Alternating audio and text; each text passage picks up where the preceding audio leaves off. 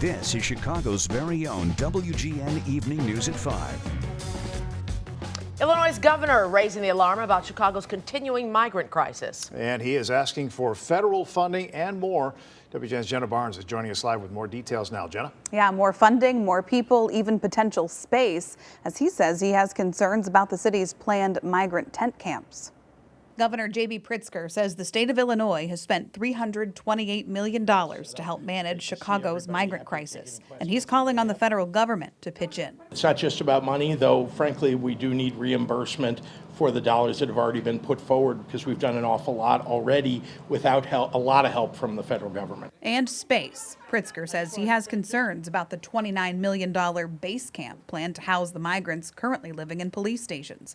But the governor didn't publicly explain what his concerns are. With a lack of existing buildings to put people in, I know the city has looked at this as one of its options, but I don't think this is the only option. And again, we're attempting to identify other facilities that are already built, including federal facilities, he says.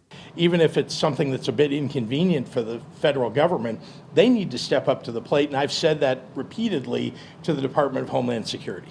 Chicago has received more than 15,000 migrants, and not just at the direction of Republican governors. As WGN Investigates reported earlier this week, the Democratic mayor of El Paso, Texas, chartered 2 buses of migrants to Chicago last weekend. Every individual that boards one of those buses is going voluntarily. I will say that I think that the mayor of El Paso needs to listen to the cities that he's sending folks to and start thinking about whether or not this ought to be spread across the country.